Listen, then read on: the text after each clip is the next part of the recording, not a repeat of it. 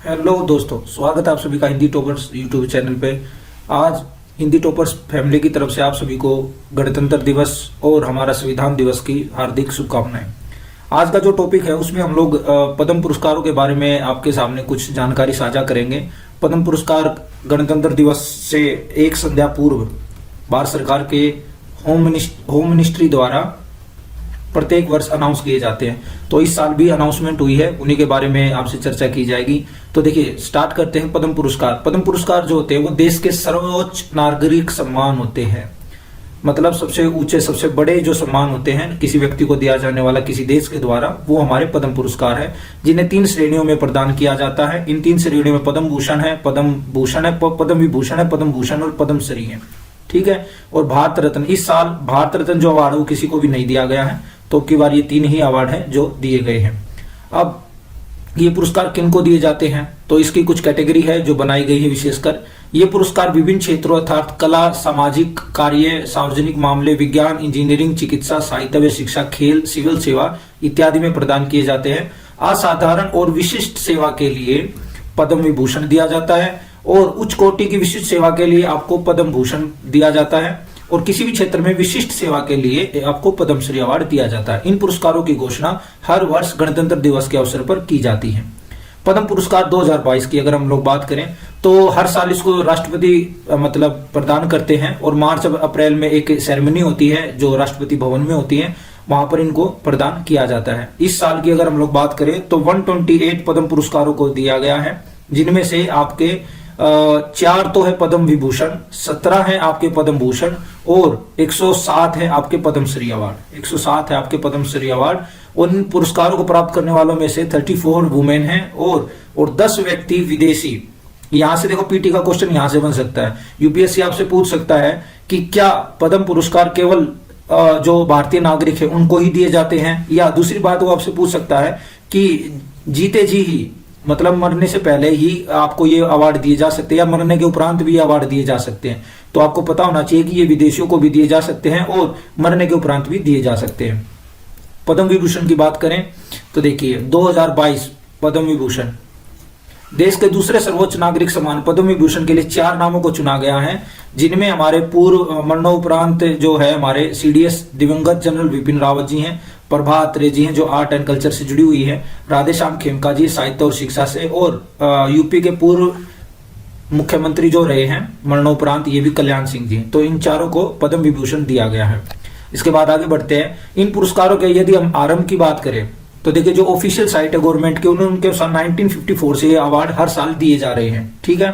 इसके बारे में लोग बात कर चुके हैं, ये किन किन क्षेत्रों में दिए जाते हैं, जैसे कला, साहित्य, शिक्षा, विज्ञान, इंजीनियरिंग इत्यादि में दिए जाते हैं। अब सवाल उठता है कि इन पुरस्कारों के लिए चयन का आधार क्या है, चयन की विशेषता क्या है, किस बेस पे ये अवार्ड दिए जाते हैं। तो पद्म अवार्ड की वेबसाइट के अनुसार इन पुरस्कारों के लिए भारत में व्यवसाय, स्थिति, लिंग वगैरह किसी प्रकार का कोई भी भेदभाव नहीं किया जाता।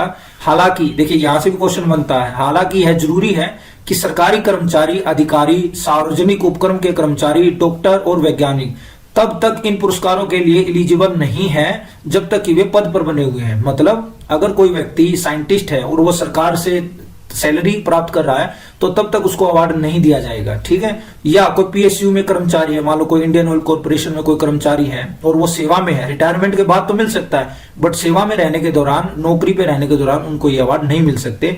यहां से भी एक आपकी स्टेटमेंट बन सकती है क्वेश्चन की। अब कोई सवाल ये भी उठा सकता है कि सरकार क्या करती है कि भाई अपने जो पसंदीदा लोग होते हैं उनको ही ये अवार्ड प्रदान करती है, लेकिन ऐसा बिल्कुल भी नहीं है। चयन के लिए पूरी ट्रांसपेरेंसी को रखा जाता है। इसके लिए क्या किया गवर्नमेंट ने, 2016 में एक पोर्टल लॉन्च किया है। ठीक है, ये देखिए आपको दिख रहा होगा, एक पोर्टल लॉन्च किया है, Padma award, ministry of home affair. ठीक है, मिनिस्ट्री ऑफ होम अफेयर के द्वारा, गृह मंत्रालय के द्वारा ये अवार्ड दिए जाते हैं। तो ये एक पोर्टल लॉन्च किया है। यहाँ पर क्या करते हैं कि किसी राज्य सरकार, कोई मंत्रालय या कोई व्यक्ति अगर खुद को नॉमिनेट करते हैं कि भाई ये व्यक्ति है, ये संस्था है, इसको ये अवार्ड मिलना चाहिए, तो उसकी सिफारिश वहां पर की जा सकती है। इसके अलावा किसी भी प्रकार से नामांकन नहीं हो सकता और कोई भी तरीका नहीं है कि जिसके माध्यम से आपको पद्मश्री के लिए सिफारिश की जाए आपकी। ठीक है। नेक्स्ट, पद्म पुरस्कारों के नामों पर विचार करने के लिए जब इस पोर्टल पर आप नाम को अपने आप को मेंशन कर दोगे, उसके बाद प्रधानमंत्री हर साल एक समिति का गठन करते हैं। प्रधानमंत्री द्वारा गठित पुरस्कार समिति का नेतृत्व कौन करता है? कैबिनेट सचिव। ये यहां से क्वेश्चन बन सकता है। क्वेश्चन क्या बन सकता है कि जो पद्म पुरस्कारों की जो कमेटी होती है उसका जो अध्यक्षता होती है वो पीएम करते हैं, प्रधानमंत्री करते हैं, या आपसे पूछ लेगा कि होम मिनिस्टर करते हैं, गृह मंत्री। तो ये दोनों रोंग हो जाएंगे। कौन करता है? कैबिनेट सचिव करते हैं। इस समिति में केंद्रीय कैबिनेट सचिव, राष्ट्रपति के सचिव, गृह सचिव और 4-6 प्रतिष्ठित व्यक्ति शामिल होते हैं। इसके बाद जब ये सिफारिश, ये लोग क्या करते हैं, कमेटी जो होती है ना, कमेटी हमेशा रिकमेंडेशन कर सकती है, सिफारिश कर सकती है। मतलब वो किसी को अवार्ड नहीं दे सकती, बस वो आपके नाम को एज आगे बढ़ा सकती है कि सर इसको मिलना चाहिए, ये सिफारिश करते हैं। तो जब फिर ये सिफारिशें क्या होती है, मंजूरी के लिए प्रधानमंत्री, गृह मंत्री और राष्ट्रपति के सामने रखी जाती है।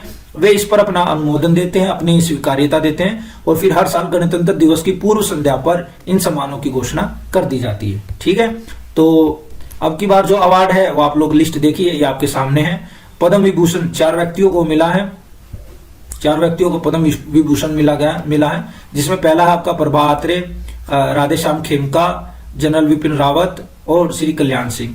तो इंपॉर्टेंट तो देखिए, बेसिकली इंपॉर्टेंट तो यही है पद्म विभूषण, क्योंकि पद्मश्री तो आप देखेंगे कि लगभग 107 व्यक्तियों को दिया गया, तो उसका याद करने का कोई मतलब नहीं। हाँ, आपको थोड़ा बहुत अगर ज्यादा याद करना तो आप पद्म भूषण के बारे में जान सकते हैं, किन किन को और मिला है ना। जैसे गुलाम सिंह नबी आजाद कांग्रेस के पूर्व प्रेसिडेंट भी रहे हैं, तो कांग्रेस के नेता हैं। विक्टर बैनर्जी फिल्म से जुड़े हुए हैं। गुरमीत रावा, श्री बुद्धादेव